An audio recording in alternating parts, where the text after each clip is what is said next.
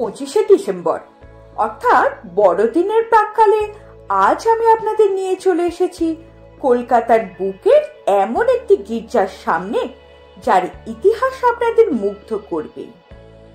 আচ্ছা, আপনারা অনেক গির্জা তো দেখেছেন, ন্যাড়া গির্জাকে চেনেন কি? চেনেন না? চলুন পিছিয়ে যাই 200 বছরেরও একটু বেশি সময় আগে, যখন তৈরি হয় এই গির্জা, আর যাকে ব্যঙ্গ করে বলা হতো ফিরিঙ্গিদের ন্যাড়া গির্জা। কেন? তার জন্য সঙ্গে থাকতে হবে সঙ্গে থাকতে হবে অবশ্যই হিস্ট্রি বিহাইন্ড স্টোরি। ইতিহাস ও নানা ইতিহাসজনিত তথ্যের জন্য সাবস্ক্রাইব করে রাখতেই হবে আমার এই চ্যানেলটিকে, এবং সবার আগে নোটিফিকেশনের জন্য প্রেস করে রাখতে হবে বেল আইকনটিকে। তাহলে চলুন আজকে শুরু করি ন্যাড়া গির্জা নিয়ে ভিডিওটি।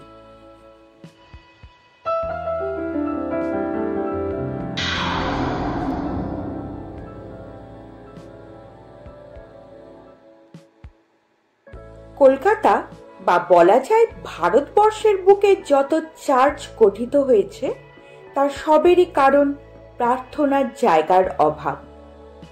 ফিরিঙ্গিদের সংখ্যা যখন ধীরে ধীরে বাড়তে থাকে তখন তাদের প্রয়োজন পড়ে আরো চার্চের। এই চার্চের ক্ষেত্রেও তার অন্যথা হয়নি। সালটা 1820।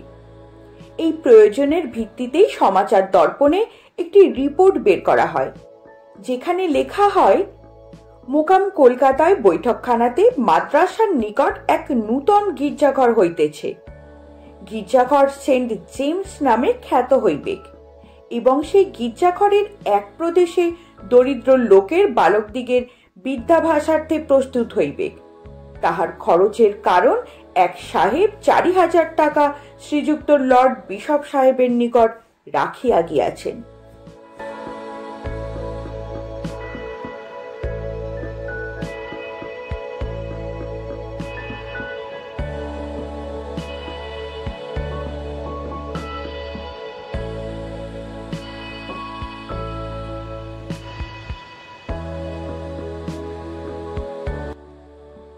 তখনকার দিনে কোনো বাড়ি বা স্থাপত্য নির্মাণের আগে সয়েল টেস্ট করা হতো না।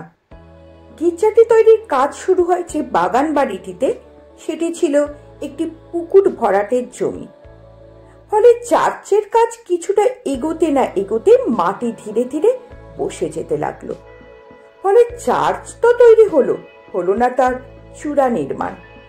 ফলে স্থানীয়রা ব্যঙ্গ করে বলতে লাগলো ফিরিঙ্গিদের ন্যাড়া গির্জা। কয়েকদিন পরে হলো আরো বিপদ। সাল 1858, 22শে আগস্ট, গির্জার ছাদ সশব্দে হুড়মুড় করে ভেঙে পড়ল।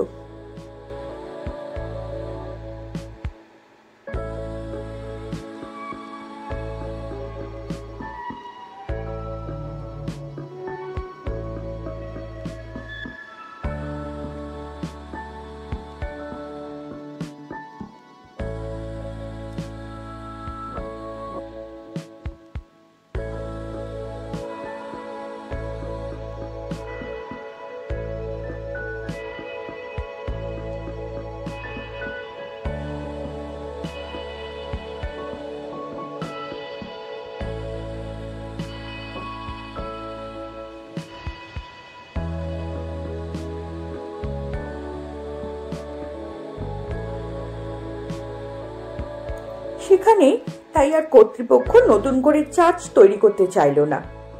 শুরু হলো নতুন জায়গা খোঁজা।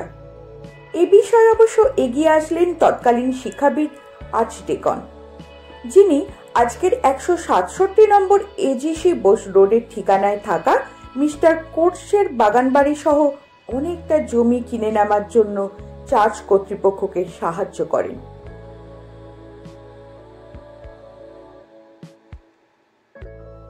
ফলে 1862 সালের 7ই জুন বাংলার তৎকালীন লেফটেন্যান্ট গভর্নর জন পিটার গ্র্যান্ট এইখানে চার্চ ও স্কুলের ভিত্তিপ্রস্তর স্থাপন করেন, এবং ঠিক 2 বছর পর 1864 সালের 25শে জুলাই সেন্ট জেমস ডেতে গির্জার শুভ উদ্বোধন করেন বিশপ কটন এবং নতুন গির্জার প্রথম পুরোহিত হিসাবে নিযুক্ত হন রেভারেন্ড জে.পি. টার্বো।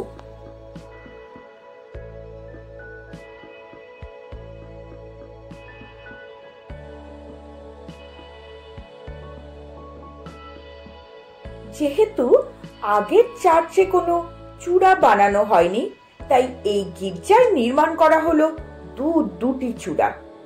ফলে লোকমুখে ন্যাড়া গির্জার পরিবর্তে নাম হয়ে গেল জোড়া গির্জা। আর আজও সেই জোড়া গির্জা নামই থেকে গেল লোক সমাজের মাঝে। আপনারাও হয়তো তাকে জোড়া গির্জা হিসাবেই চেনেন। সেন্ট জেমস চার্চ বললে হয়তো অনেকেই চিনবেন না।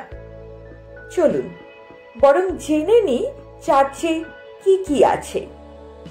এই চার্চে প্রায় 600 জন একসাথে বসে উপাসনা করতে পারবে এবং এই চার্চে উপাসনার ভাষা মূলত ইংরাজি।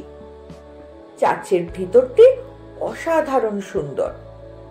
এর কাঠের কারুকার্যগুলি মনোমুগ্ধকর এবং সব জায়গাতে মেহগনি কাঠ ব্যবহার করা হয়েছে। দ্বিতীয় তলাটিও আপনার নজর কাড়বে। রঙিন কাঁচের জানলা ও বাঁশের প্যাটার্নে তৈরি স্থাপত্য অসাধারণ। এছাড়া দেওয়ালে আছে নানা রকম অয়েল পেন্টিং, যার বিষয়বস্তু মূলত শিশু যিশু, মাদার মেরি এবং জোসেফ। দক্ষিণ দেওয়াল জুড়ে আছে যিশুর বিচার থেকে শুরু করে ক্রসে আত্মবলিদান ও সমাধিদান পর্যন্ত 14টি দেওয়াল চিত্র, যা সাধারণত অন্য কোনো প্রোটেস্ট্যান্ট গির্জায় দেখা যায় না। তবে গির্জার প্রধান আকর্ষণ দ্বিস্তরযুক্ত টুইন টাওয়ার বা চূড়া। উঁচু স্পিয়ার দুটি একটি ক্রস দ্বারা সজ্জিত এবং ডান দিকের টাওয়ারে রয়েছে একটি ডাবল ডায়াল ঘড়ি। জোড়া গির্জা বা সেন্ট জেমস চার্চ তার গথিক স্থাপত্যের জন্য শুধু কলকাতা নয়, সমগ্র ভারতেই একটি বিশেষ স্থান অধিকার করে আছে। তাহলে এবার বড়দিনে ঘুরে আসছেন তো এরকম সুন্দর একটি চার্চ, যার ইতিহাস এত মজাদার। আর এরকম নতুন নতুন তথ্যের জন্য অবশ্যই সঙ্গে থাকতে হবে সঙ্গে থাকতে হবে হিস্ট্রি বিহাইন্ড স্টোরি, এবং ট্যুর প্ল্যান পেতে সঙ্গে থাকতে হবে আমার অপর চ্যানেল দীপান্তর দ্য এক্সপ্লোরারের, যার লিঙ্ক নিচে ডেসক্রিপশন বক্সে আপনারা পেয়ে যাবেন। অসংখ্য ধন্যবাদ সম্পূর্ণ ভিডিওটি দেখার জন্য এবং আমার সঙ্গে থাকার জন্য।